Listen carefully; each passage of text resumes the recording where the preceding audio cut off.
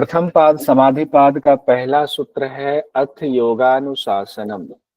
अथ योग अनुशासनम।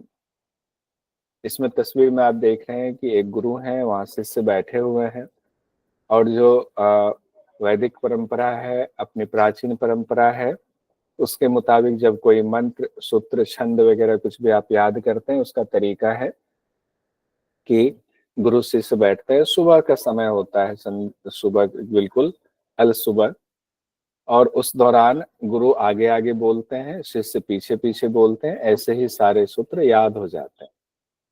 तो उसी एक तस्वीर को हमने मेटा एआई से बनवाया हुआ है, जिसमें पहला जो सूत्र है अथ योगानुशासनम। अब उसमें अथ का अर्थ होता है अब, यदि अथ का अर्थ अब होता है संस्कृत के हिसाब से, लेकिन व्याख्याकारों का कहना है कि अथ शब्द यहाँ शुभ शुरुआत के लिए किया गया। अथ का शब्द यहाँ का इसलिए लगाया गया है, हम एक शुभ कार्य शुरू कर रहे हैं, वो भी योग की इतनी दिव्य जानकारी ले रहे हैं, तो उसके लिए इस्तेमाल किया गया कि अब अथ, ये कोई चीज हम लोग जब पूजा पाठ या कोई अच्छा काम करते हैं, संस्कृत में बोलते हैं अथ शब्द पहले लगाते हैं। अर्थ शब्द यहाँ शुभवाचक है। उसके बाद कहा गया है योगानुशासनम। योग यानी यहाँ पर योग कहा गया है समाधि। योग का अर्थ वैसे समाधि ही होता है, आत्मा परमात्मा का मिलन जब होता है तो समाधि ही हुआ। तो कहा गया योग का अनुशासन पूर्वक हम लोग अब शुरुआत करते हैं। गुरु बैठे हुए, शिष्य सामने बैठे हैं, वो जानना चाह रहे हैं योग दर्शन को, योग को जानना चाह रहे हैं। योग दर्शन नामक पुस्तक अगर पढ़ रहे हैं तो पुस्तक के संदर्भ में कहा गया है कि योग की शिक्षा देने वाला जो ये ग्रंथ है, इसको पढ़ने के लिए हमें अनुशासन की अनिवार्यता है। अनुशासन में बहुत सारी चीजें आती हैं कि आप गुरु परंपरा में रह रहे हैं तो गुरु का क्या कर्तव्य है, छात्र का क्या कर्तव्य है, दोनों के लिए अनुशासन की अनिवार्यता है। दोनों के लिए ही अनुशासन की अनिवार्यता है। तो उस अनुशासन के साथ पूरे पुस्तक को अब हमें धीरे धीरे पढ़ना है।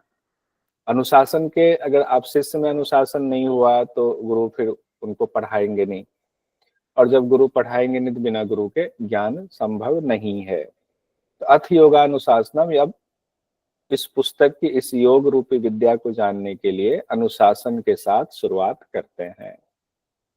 क्वेश्चन एक पूछा गया, देखिए यूजीसी नेट दिसंबर 2019 में पूछा गया, पातंजल योग सूत्र के प्रथम सूत्र में, प्रथम जो ही सूत्र भी हमने पढ़ा है, योग शब्द का अर्थ व्यास भाष्य के अनुसार क्या है? तो व्यास भाष्य के अनुसार योग का अर्थ समाधि लगाया गया। व्यास भाष्य जो पहला ग्रंथ है, ये पहला भाष्य है योग दर्शन पर, उसमें योग का अर्थ समाधि लगाया गया। तो इसका सही उत्तर है तीसरा, यानी सी वाला, समाधि। योग का अर्थ समाधि है।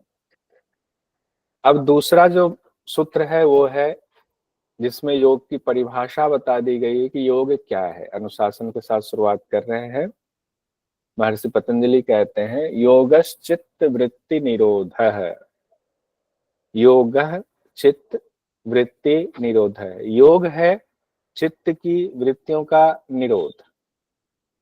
दूसरे सेंटेंस में कहें, चित्त की वृत्तियों का निरोध ही योग है।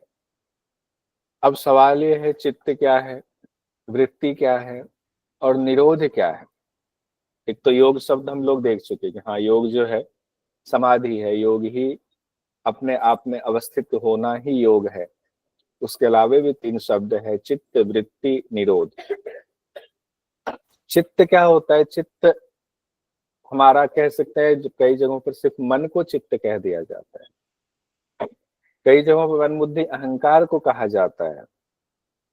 तो वो चीज जहां से आप विचार शुरू करते हैं, तरह तरह के इंद्रियों के प्रति आपकी इंद्रियां भाग रही हैं, अलग अलग चीजों पे अलग अलग विचार चल रहे हैं, तो वो जो एक जगह है जहां से ये सारी चीजें उत्पन्न होकर के असंख्य चीजें, असंख्य विचार आपके मन में आ रहे हैं, तो वो पॉइंट है चित्त।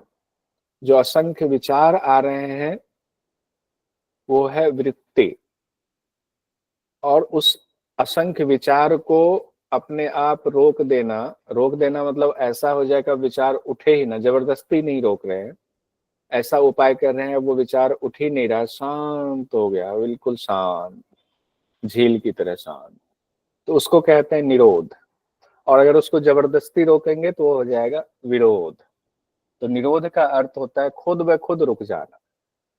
तो हमारे मन में, हमारे चित्त में असंख्य वृत्तियां चलती हैं, असंख्य व्यापार चलता रहता है, अभी भी रुके हुए हैं तो कई वृत्तियां चल रही होंगी, मन कहीं और जा रहा होगा, पढ़ाई का अलग आ रहा होगा, कितने बच्चे पास हुए, कौन कौन पास हुआ, किसको कितना मार्क्स आया, हमारा क्या होगा, भोजन क्या बनेगा, सबके अपने अपने विषय हैं, सबकी अपनी अपनी दुनिया है।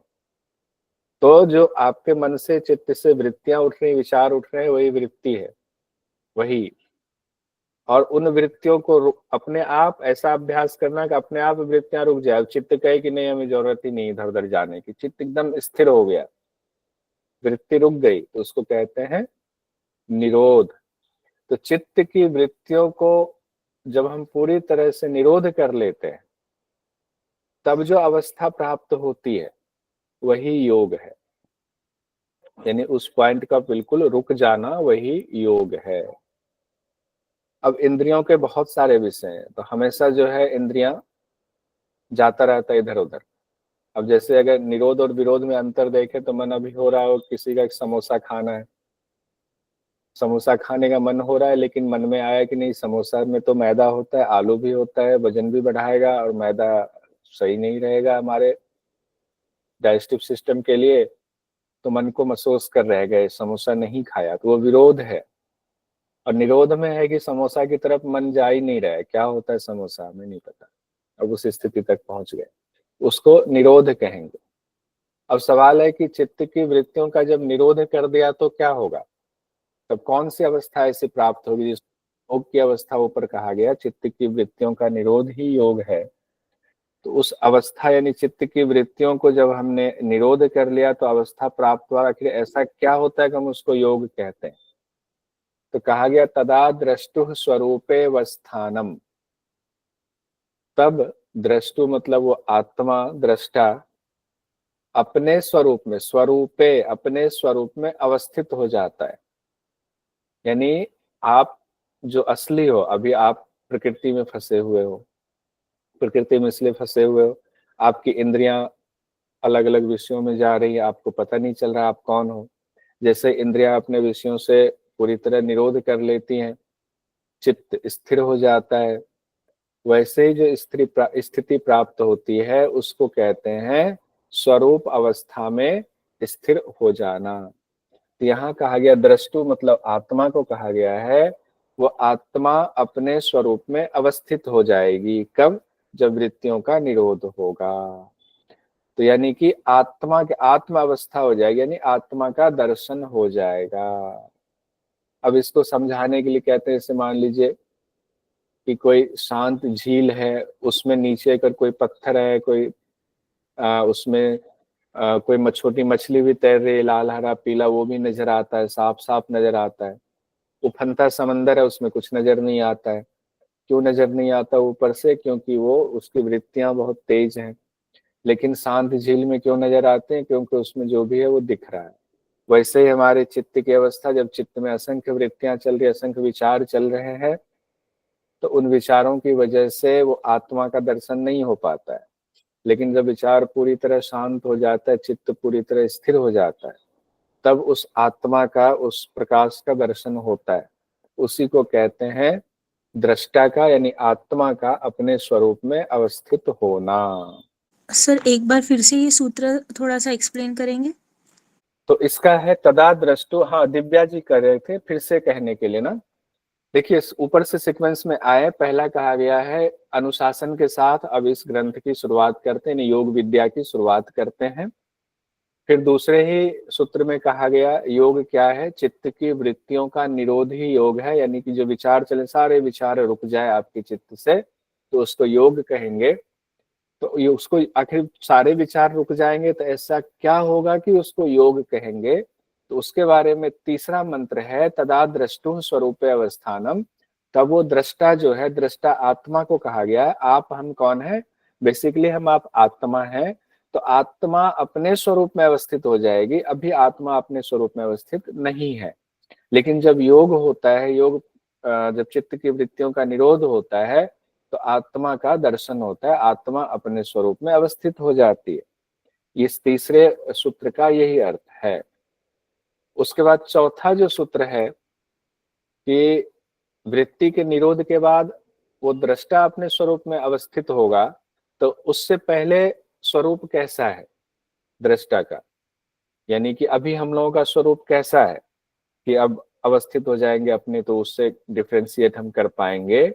तो महर्षि पतंजलि कह रहे हैं अभी जो हम लोगों का स्वरूप है वृत्ति सारूप्यम इतरत्र, वृत्ति सारूप्यम इतरत्र, यानी अभी आत्मा का स्वरूप, हमारे अंदर जो आत्मा है जिसकी वजह से शरीर चल रहा है, हाथ उठ रहा है, वाणी बोल रहे हैं, सब कुछ हो रहा है, सारी इंद्रियां काम कर रही हैं, वो आत्मा उन वृत्तियों से बंधा हुआ है। जितने इसमें हमारे विचार है उन विचारों से आत्मा बंधा हुआ है, और उन विचारों के सदृश ही अपना स्वरूप समझ बैठता है कि मेरी नाक लंबी है, तो मैंने सोचा मेरी नाक लंबी, मैं तो आत्मा हूं।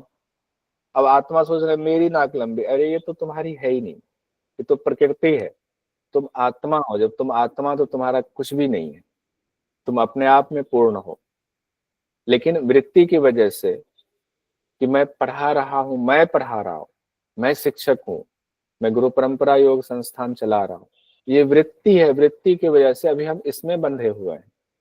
तो वृत्तियों में बंधने की वजह से सारी दिक्कत आती है।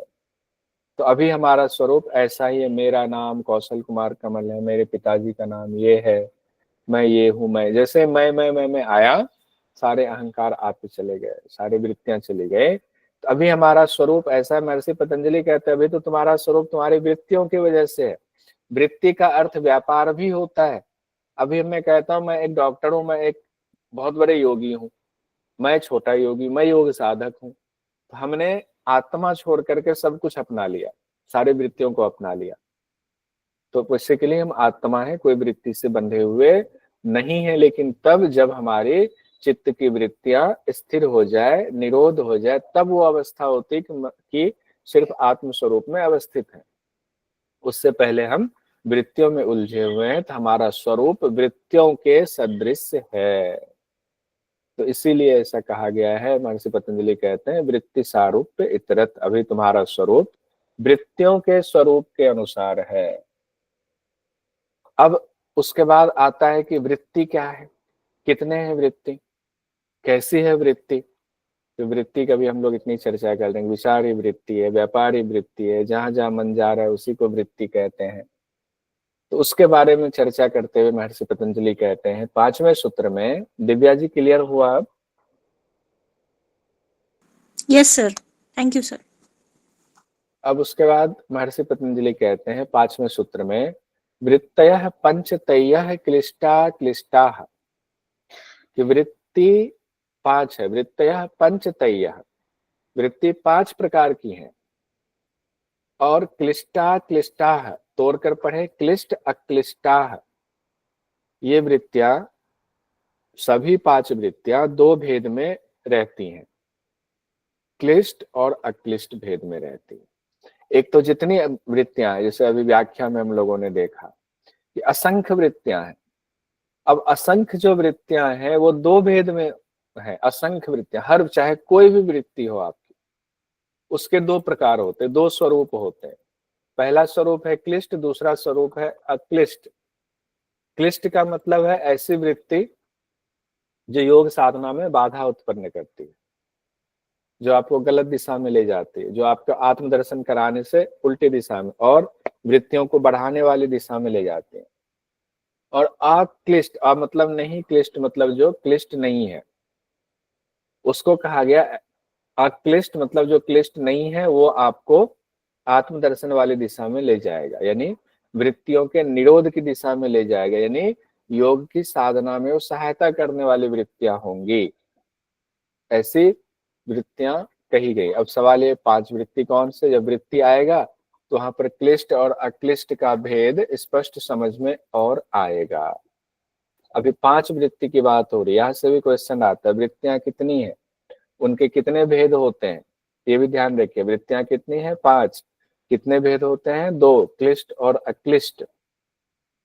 यानी हर वृत्ति में वो भाव निहित है, क्लिष्ट भी हो सकता है, अक्लिष्ट भी हो सकता है, 2 भाव में हो सकता है। किसी के लिए एक ही चीज क्लिष्ट हो सकती है, किसी के लिए वो अक्लिष्ट हो सकती है। कैसे, उसको और आगे पढ़ेंगे तो स्पष्ट होगा। एक क्वेश्चन पूछा गया नवंबर 2021 में, इनमें से क्लिष्ट होते हैं चित्त भूमि, चित्तवृत्ति, क्लेश और कर्म। अभी हम लोग क्या पढ़ रहे हैं? चित्तवृत्ति।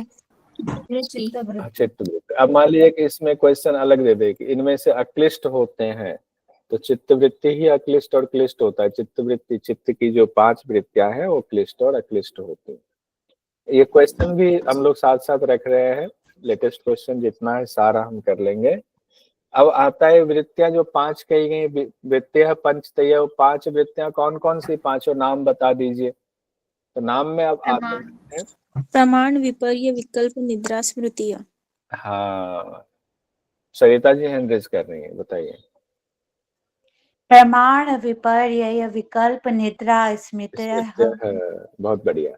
यानी कि वृत्ति, अब ये भी क्या होता है एग्जाम में, सीक्वेंस में कई बार पूछ दिया जाता है कि आपके सामने नीचे सीक्वेंस दिया रहेगा कि उसमें सजाना है इसको, तो आपको याद जो करना है 5 सीक्वेंस में ही याद करना है।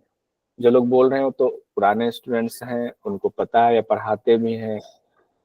जो नए हैं उनके लिए वो याद कर लीजिए, बोल बोल कर जितना याद करेंगे उतना होगा। प्रमाण, विपर्य, विकल्प, निद्रा, स्मृतयः।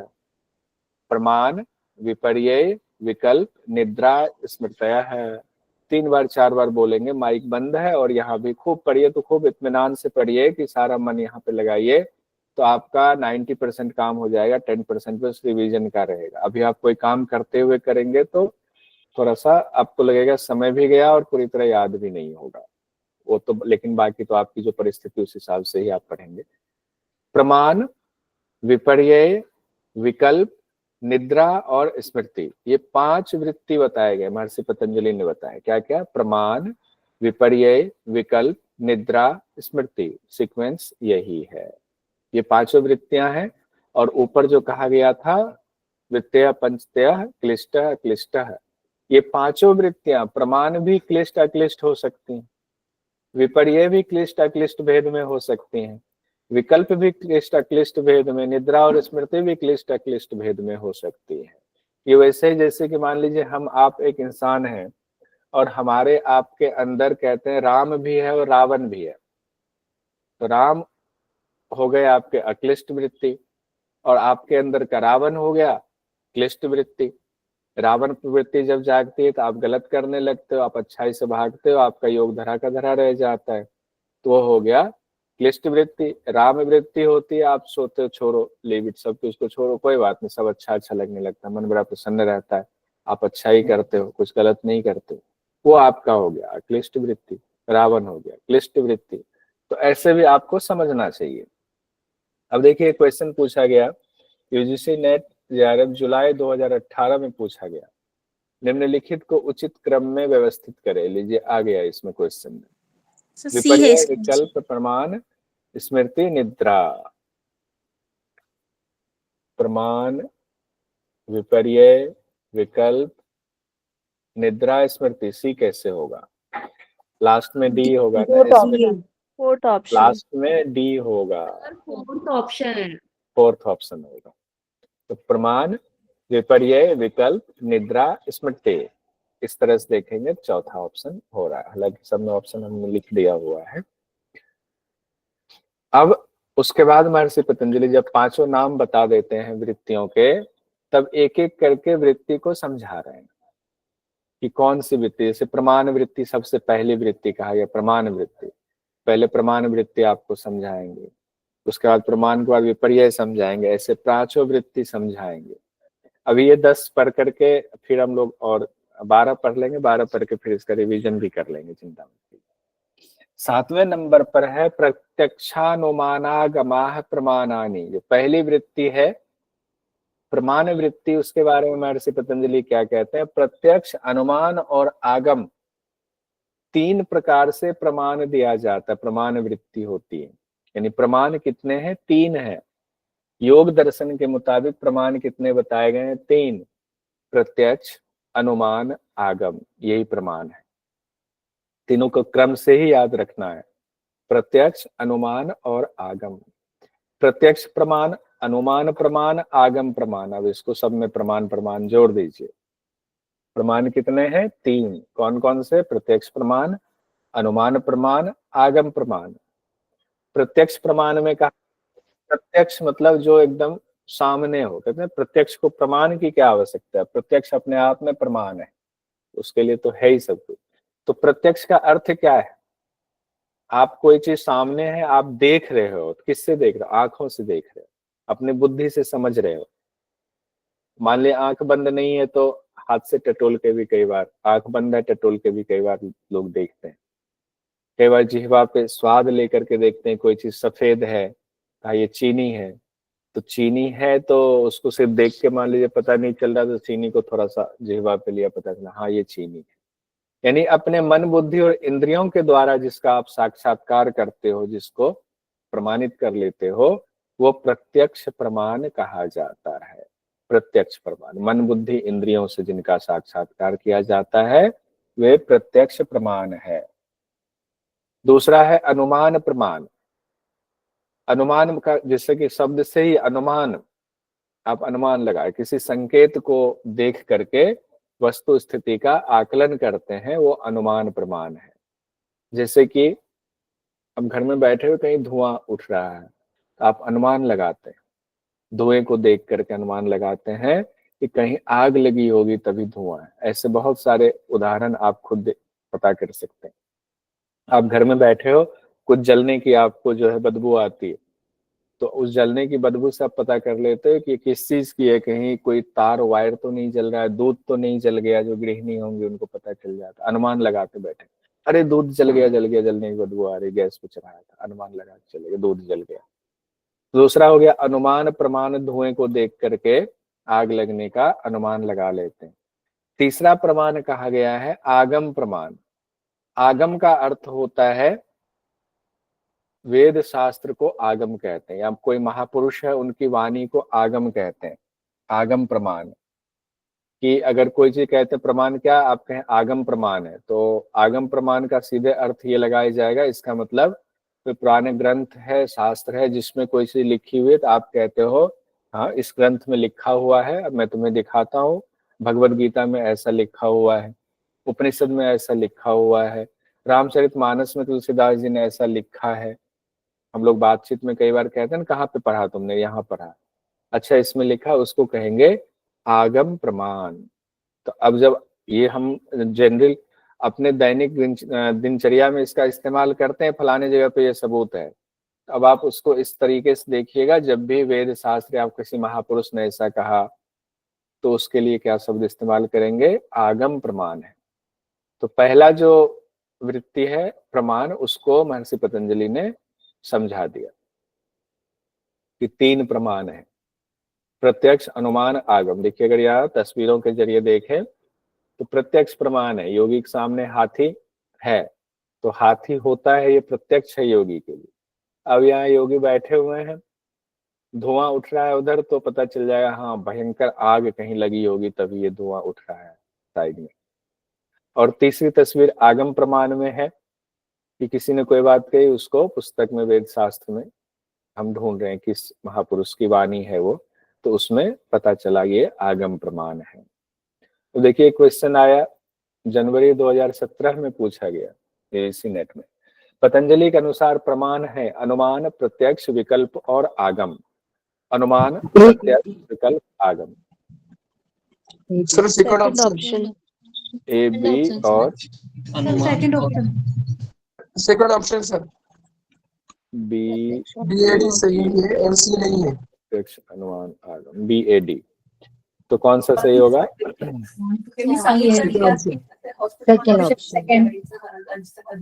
सेकंड ऑप्शन सही है। ठीक है, बिल्कुल सही। देखिए ऐसे ही योग दर्शन है, योग दर्शन से सबसे ज्यादा सवाल पूछे जाते हैं। अगर इतने इत्मीनान से पढ़ेंगे तो एक भी क्वेश्चन इसमें से छूटेगा नहीं। उसके बाद है हमारा 8वां सूत्र है विपर्ययो मिथ्या ज्ञानम मतद्रुप प्रतिष्ठम। तोड़ के पढ़े, विपर्ययो मिथ्या ज्ञानम अतद्रुप प्रतिष्ठम। यानी कि विपर्य, दूसरी वृत्ति जो विपर्य है उसके बारे में चर्चा हो रही है। प्रमाण वृत्ति हमने देख लिया, प्रत्यक्ष अनुमान आगम प्रमाण है। द्वितीय वृत्ति विपर्य, विपर्य वृत्ति के बारे में महर्षि पतंजलि कहते हैं मिथ्या ज्ञानम, मिथ्या ज्ञान होना ही विपर्य है। ऐसा ज्ञान जो सच नहीं है उसको मिथ्या ज्ञान कहा गया। मिथ्या ज्ञान मतलब जो सच नहीं है वो मिथ्या ज्ञान है। यानी किसी पदार्थ का जैसा स्वरूप होना चाहिए उस स्वरूप को हम ना समझ करके कुछ और समझ लिया हमने, वो विपर्य है। भले ही कुछ ये सही, जैसे कि आप जा रहे हैं अंधेरे में, अचानक से रस्सी पड़ी हुई है, हालांकि यही जो दिया जाता है रस्सी को सांप समझ लेना, तो इस तरह के जो उदाहरण हमारे विद्वानों ने, व्याख्याकारों ने दिया है, तो उसी को देना कॉलेजेस में भी जनरली उसी उदाहरण को समझाया जाता है। उसको तो जरूर समझे, उसके अलावा भी कोई और उदाहरण आप अपना बना सकते हैं तो बनाए। तो रस्सी, आप जा रहे हैं अंधेरे में, आपने देखा रस्सी पे आप समझे सांप है, आप रुक गए, ठहर गए या भाग गए। भले कुछ समय के लिए आपने उस रस्सी को सांप समझ लिया, उतने समय के लिए ही वो विपर्य वृत्ति आपके अंदर आ गई। उतने दौरान, जितने दौरान आपने समझा कि रस्सी सांप है, उतने समय तक आप विपर्य स्थिति में पहुंच गए। आपकी वृत्ति क्या हो गई? विपर्य वृत्ति हो गई। और जैसे आपने टॉर्च जलाया, देखा वो सांप है, विपर्य वृत्ति का पतन हो गया, विपर्य वृत्ति हट गई, आपको लगा कि नहीं ये सांप नहीं है, उसका निवारण हो गया विपर्य वृत्ति का। तो इस तरह से कहा गया विपर्यो मिथ्या ज्ञान। जो मिथ्या ज्ञान है, जो सच नहीं है, यानी जो पदार्थ का असली स्वरूप, उस रस्सी का असली स्वरूप तो रस्सी है, उसको हमने उसका विकृत कुछ और ही समझ लिया, उसको सांप समझ लिया, तो हो गया वो मिथ्या ज्ञान, उसी को विपर्य कहा गया। उसके बाद अगला है तीसरी वृत्ति है शब्द ज्ञानानुपाति वस्तु शून्यो विकल्प है। शब्द ज्ञान अनुपाति वस्तु शून्य विकल्प है। यानी शब्द से उत्पन्न ज्ञान, उसी के हिसाब से उनका अनुमान लगा लेना किसी वस्तु का, लेकिन शब्द के हिसाब से अनुमान उनका हम लगा करके हमने अपने अंदर बिठा लिया कि वो ऐसा है। लेकिन कहा गया वस्तु शून्यो विकल्प है, जो कि वस्तु से है ही नहीं, जो शब्द कहा गया है। कि मान लीजिए मेरे बारे में कहा गया कि चोर है, कौशल चोर है। चोर शब्द जो आरोपित किया गया, उसके हिसाब से जिन्होंने सुना उन्होंने सुन लिया और उन्होंने कहा है चोर है, अब मान लिया ये चोर है। जबकि सच्चाई क्या है? कुछ ना कुछ तो सच्चाई होगा, या तुम चोर होंगे या नहीं होंगे। लेकिन विकल्प वृत्ति तब होगी जब उस चोर शब्द का मुझसे कोई संबंध ही नहीं, मैं चोर हूं ही नहीं, हमने चोरी की ही नहीं, वस्तु से रहित है, तो इसको विकल्प वृत्ति कहते हैं। यानी सुनी सुनाई बातों के आधार पर मान्यता बना लेना विकल्प वृत्ति कहा गया। लेकिन एग्जाम की दृष्टि से ये पूरा सूत्र याद कीजिए। शब्द ज्ञान अनुपाति, शब्द के हिसाब से जो ज्ञान हुआ उसको कहा गया, जो कि वस्तु से जिसका असलियत नहीं है, जुड़ा हुआ नहीं, वस्तु शून्य विकल्प है। शब्द ज्ञानानुपाति वस्तु शून्यो विकल्प है। यानी कि विकल्प वृत्ति ऐसा है जो कि शब्द के हिसाब से है, देख करके नहीं। रस्सी में सांप है, वो तो देख करके आपको फिर भी वृत्ति हो गई, तो उसको विकल्प वृत्ति नहीं कहेंगे, उसको विपर्य वृत्ति कहेंगे। विकल्प वृत्ति में शब्द के हिसाब से आएगा। विपर्य वृत्ति में विद्यमान वस्तु के स्वरूप के उलट ज्ञान होता है, जो भी हम लोगों ने विपर्य पढ़ा। उसमें क्या है, जो विद्यमान वस्तु आपके सामने है उसके स्वरूप का उलट बोध हो जाता है, कुछ देर के लिए मति ऐसा भ्रम हो जाता है। जबकि विकल्प वृत्ति में कहा गया है जो अविद्यमान वस्तु जो है ही नहीं, चोर मैं हूं ही नहीं, फिर भी कह दिया गया चोर है और आपने मान लिया चोर है, तो जितने समय तक आपने माना तब उतने समय तक के लिए वो विकल्प वृत्ति हो गया मेरे विषय में। अब जैसे मान लीजिए क्वेश्चन आया हुआ है, क्वेश्चन है 2023 में पूछा गया जून में, पातंजलि योग सूत्र के अनुसार वस्तु शून्यता संबंधित है अनुमान प्रमाण से, आगम प्रमाण से, विपर्य वृत्ति से, विकल्प वृत्ति से। क्वेश्चन इस तरह से आएगा। विकल्प वृत्ति से। विकल्प वृत्ति से। विकल्प वृत्ति से। फोर अब ऑप्शन। क्वेश्चन कैसे भी पूछा जा सकता है, कैसे भी पूछा जाए। जब आपको सूत्र का अर्थ समझ में आ गया, सूत्र को तोड़ तोड़ के आपने समझ लिया, तो क्वेश्चन कैसे भी पूछा जाए क्लियर हो जाएगा। पातंजलि योग सूत्र के अनुसार वस्तु शून्यता संबंधित है विकल्प वृत्ति से। क्यों? वस्तु शून्यो विकल्प है, शब्द ज्ञान अनुपात वस्तु शून्यो विकल्प है। एक क्वेश्चन और पूछा गया जून 2024 में। इसमें क्या था? जून 2024 में वस्तु शून्यता संबंधित है आगम से, विपर्यय से, विकल्प से, निद्रा से। विकल्प ऑप्शन 3। एक ही सूत्र का आपने देखा दो तरीके से कैसे क्वेश्चन पूछा गया है। ये पूछे हुए सवाल का है। वस्तु शून्यता किससे संबंधित है?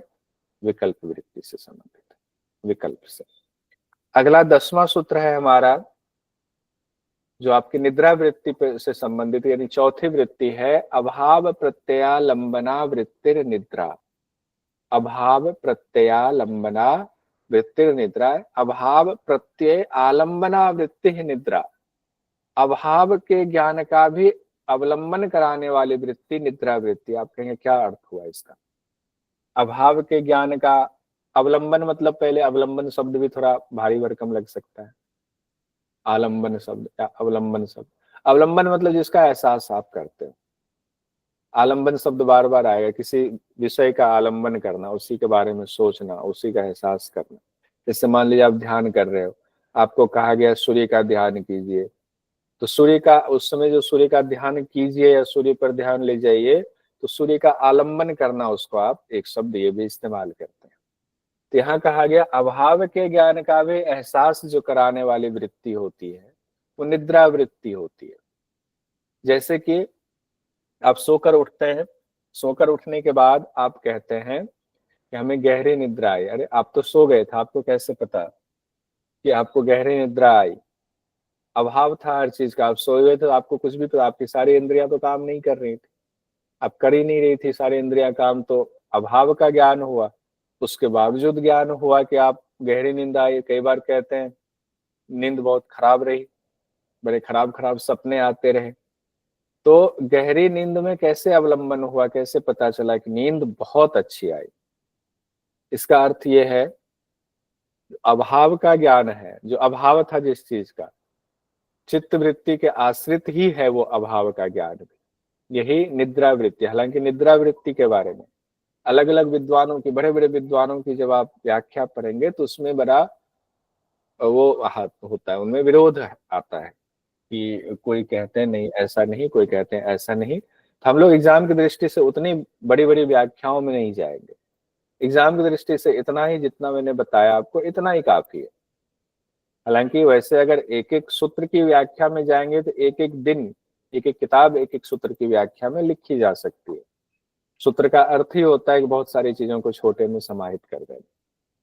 5वीं वृत्ति हमारी है स्मृति वृत्ति। महर्षि पतंजलि 5वीं वृत्ति के बारे में कहते हैं अनुभूत विषया संप्रमोषः स्मृति है। तोड़कर पढ़े, अनुभूत विषय असंप्रमोषः स्मृति, यानी कि अनुभूत किए हुए विषयों का, अनुभूत किए हुए कभी भी अनुभव आपने किया हुआ है, कभी भी 10 साल पहले, 20 साल पहले, उस विषय का प्रकट हो जाना, नहीं छिपना, वही स्मृति वृत्ति। कहते हैं अभी याद आ गया, अचानक से मुझे याद आ गया कोई चीज, तो याद कौन सी चीज आता है? जो आपने कभी आपके साथ बीता हुआ है, कभी अनुभव आपने किया हुआ है। कोई असंप्रमोष होता, असंप्रमोष मतलब होता है ना छिपना, प्रकट हो जाना। तो कहा गया जब पुरानी बातें याद आ जाती उसी को स्मृति वृत्ति कहते हैं। जैसे कोई पुरानी बात याद आ गई कि नहीं नहीं उस समय कहीं गए थे, कुंभ में गए थे, और एक अभी हम लोग जैसे कुंभ से बहुत सारे लोग, तकरीबन सारे लोग आ ही गए होंगे। कुंभ से आप आ गए और आपके अंदर कोई एक वहां की कोई घटना आपको याद आ गई जो देखा आपने, और वो घटना अब आपको दिव्य लगने लगी। वो महात्मा कैसे ऐसे कर रहे थे, क्या थे, फक्कर थे, कुछ भी किसी बात की चिंता नहीं। आखिर वो इस स्थिति में कैसे पहुंचे? हम लोग तो तनाव में ही जीते रहते हैं। या उनकी कोई बात आपको ऐसी लगी, कोई बात उन्होंने आपसे कह दी और आपको वो बात बाद में याद आई, उस समय तो यात्रा में आप आ गए जैसे तैसे, फिर घर के काम में लग गए, इत्मीनान से बैठे तो उनकी वो स्मृति याद आ गई।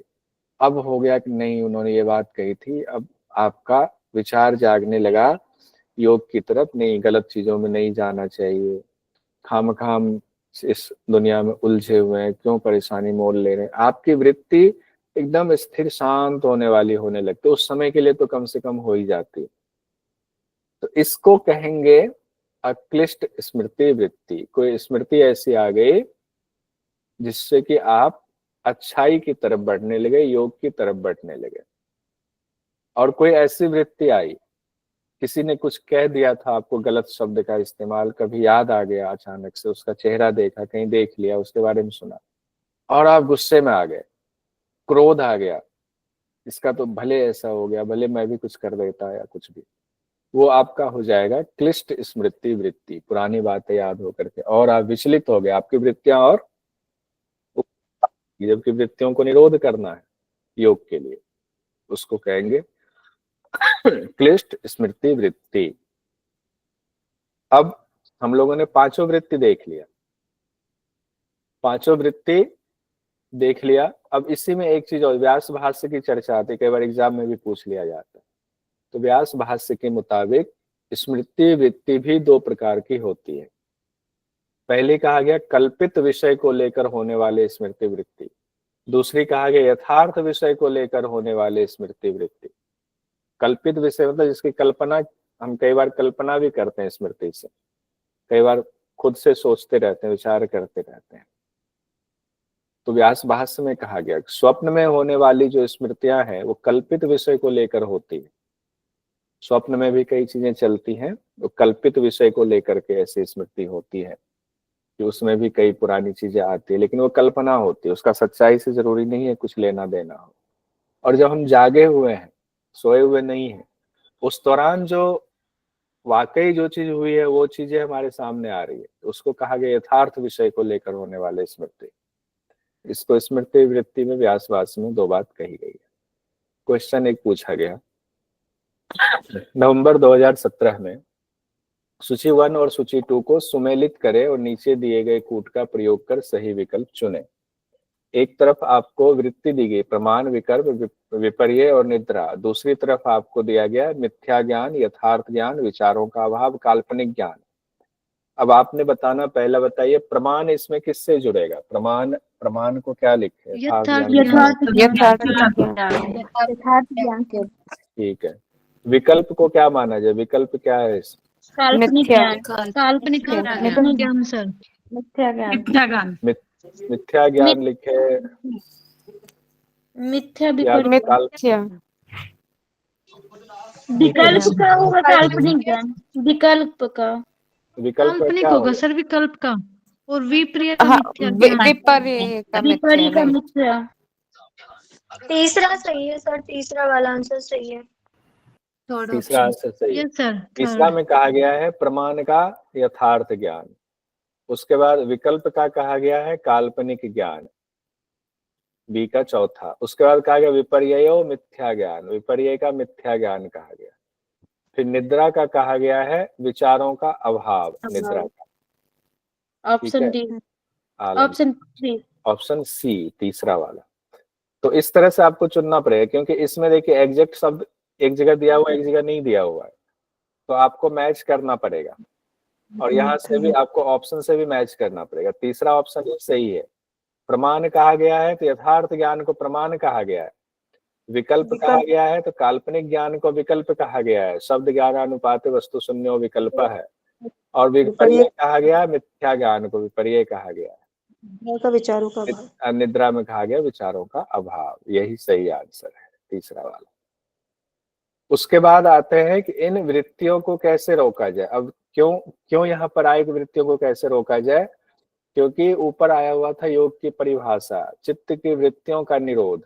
अभी तो हम लोग वृत्ति देख रहे कि वृत्ति हमारे दुश्मन कौन है जो हमें उस आत्मदर्शन से रोक रहा है? तो वृत्तियां ही हमारे दुश्मन है जो हमें उस आत्मा के दर्शन से रोके हुए है। उन्हीं की वजह से हम आत्मदर्शन अपने स्वरूप में अवस्थित नहीं हो पा रहे हैं। तो अब सवाल है कि इन दुश्मनों को कैसे रोका जाए। तो महर्षि पतंजलि कहते हैं अभ्यास वैराग्याभ्याम तन्निरोधः। अभ्यास वैराग्याभ्याम तत् निरोधः, यानी अभ्यास और वैराग्य से उनका, यानी उनका किनका, उन वृत्तियों का निरोध किया जाएगा। यानी चित्त की जो पांचों वृत्तियां है उनका निरोध अभ्यास और वैराग्य के द्वारा करना है। अब उसके बाद आगे और भी देखेंगे, एक बार ये देख लेते। सवाल उठ सकता है कि निरोध की जरूरत क्यों है। तो अभी हम लोगों ने देखा कि महर्षि पतंजलि ने दूसरे ही सूत्र में कहा था चित्त का की वृत्तियों का निरोध ही योग है, क्योंकि हमें योग को प्राप्त करना है तो आत्मदर्शन करना है। योग मतलब आत्मा का दर्शन होगा तब परमात्मा से हम मिल पाएंगे। तो चित्त की वृत्तियों का निरोध होगा, तो चित्त पांच है, उन वृत्तियों का निरोध किए बिना योग हो ही नहीं सकता, इसीलिए अभ्यास वैराग्य की जरूरत है। अब ये तो हम लोगों ने देख लिया, 12 सूत्र तक देख लिया। अब इसको एक बार समरी के रूप में देखते हैं कि एक छात्र है। एक सुंदर कहानी के जरिए फटाफट इसको 2-4 मिनट में देख लेते हैं कि एक छात्र है जिसका नाम मान लीजिए श्लोक है। श्लोक नाम का छात्र गुरुकुल में पातंजल योग दर्शन पढ़ने गया। बहुत सुंदर सी तस्वीर है, ये मेटा AI से हमने बनाया है, बहुत कितना सुंदर लग रहा है। ये छात्र पढ़ने गया हुआ है और योग को जानने गया हुआ है, वो भी योग कौन सा, पातंजल योग दर्शन पढ़ने गया हुआ है। गुरु के पास बैठा है और अब वहां पर योग दर्शन पढ़ेगा। गुरुजी ने कहा है चलो ठीक है तुम आए हो, और वो देखा कि शिष्यत्व का भाव है, बड़ा अनुकूल है, हमें जो है जो एक शिष्य का भाव होना चाहिए वो भाव है, अनुशासन है। तो भी उसको कहते हैं चलो अब योग की शुरुआत करते हैं, लेकिन इस शास्त्र को अनुशासन के साथ पढ़ना होगा। पहली बात क्या कही गुरुजी ने, अनुशासन के साथ पढ़ना पड़ेगा। तो छात्र कहता है जी गुरुजी पहले ये बताइए, अब सवाल भी पूछेगा, बच्चे के मन में सवाल होगा, जी गुरुजी योग क्या है। अनुशासन के साथ पढ़ रहे हैं लेकिन पहले बता दीजिए योग क्या है। तो गुरुजी कहते हैं तुम्हारे अंदर जो असंख्य मनोकामनाएं हैं, असंख्य वासनाएं उठ रही हैं, वृत्तियां उठ रही, उनको हटाना, उनको नहीं उठना, उसको उठे ही ना, यानी उस वृत्ति का, असंख्य मनोकामनाओं का ना उठना ही योग है। उसी को कहा गया वृत्तियों का निरोध करना ही योग है।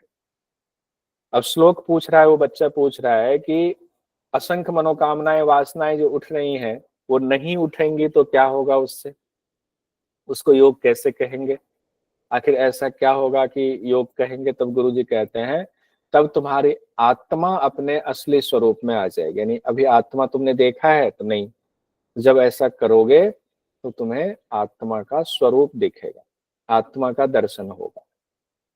श्लोक ने पूछा तो अब तक जो वो आत्मा है, यानी कि हमारे अंदर आत्मा है, तभी आप कह रहे हो उसका दर्शन दिखेगा, तो अब तक आत्मा किस स्वरूप में है।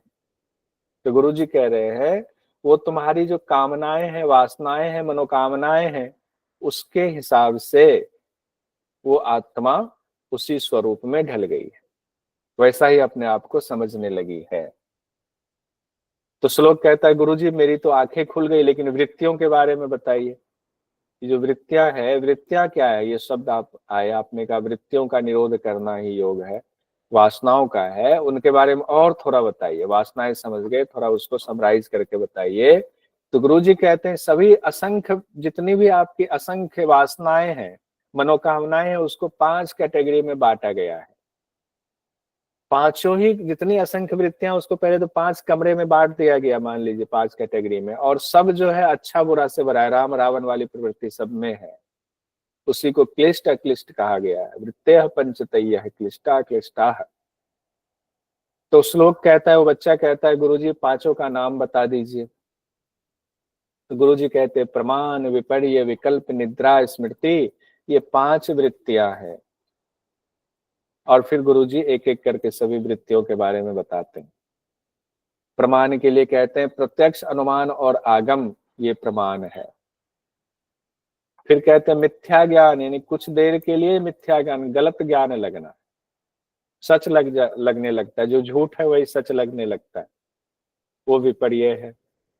उसके बाद गुरुजी कहते हैं विकल्प के बारे में, शब्द जनित ज्ञान जिसका विषय वास्तव में है ही नहीं, वो विकल्प है। फिर निद्रा, कहते रात को सोने पर भी जब सब इंद्रियों का अभाव सा लगता है, सारी इंद्रियों का अभाव हो गया, लेकिन फिर भी उठने के बाद नींद का आलंबन रहता है कि नींद में हमें अच्छी नींद आई, बुरी नींद आई, स्वप्न आया नहीं आया, वो सब याद रहता है सुबह, तो उसका आलंबन रहता है, ये निद्रा वृत्ति है। उसके बाद कहते हैं स्मृति वृत्ति के बारे में कि समय समय पर जो पुराने अनुभव प्रकट हो जाते हैं वो स्मृति वृत्ति है, यानी मेमोरी उसको कहते हैं। स्मृति मतलब मेमोरी। अब श्लोक कहता है गुरुजी इन पांचों वृत्ति रूपी सिपाहियों को कैसे रोकेंगे, सिपाही खड़े हमारे रास्ते में, हमें जाने नहीं दे रहे, आत्मदर्शन नहीं करने दे रहे हैं, आत्मा को स्वरूप में अवस्थित नहीं हो रहा, मुझे तो आत्मा का दर्शन करना, कैसे रोकें इन पांचों दुश्मनों को। तब गुरुजी कहते हैं अभ्यास और वैराग्य से इनका निरोध करो, इनको हटाओ। अभ्यास वैराग्याभ्याम तद निरोध है, अभ्यास और वैराग्य के द्वारा इन वृत्तियों को हटाओगे तो आपको अपने आत्मा का दर्शन होगा, यानी वृत्ति निरोध होगा तो योग हो जाएगा। तब योग होने से क्या होगा, तदा द्रष्टु स्वरूपे अवस्थानम, तुम्हारी आत्मा अपने स्वरूप में अवस्थित हो जाएगी। अब कल हम लोग यहां से शुरू करेंगे 13वें नंबर से कि अभ्यास और वैराग्य की बात की गई। अभ्यास क्या है, वैराग्य क्या है, बहुत क्वेश्चन आते हैं, वैराग्य से तो बहुत सारे क्वेश्चन आते हैं, तो यहाँ से उन क्वेश्चन को भी देखेंगे जो क्वेश्चन पूछे गए हैं, जो पूछे जा सकते हैं। आज हम लोग यही कक्षा संपन्न करते हैं और अगली कक्षा में आप लोग ज्वाइन कर लीजिए। क्लास को यहाँ लीव करते हुए रजनीश सर वहाँ वेट कर रहे हैं।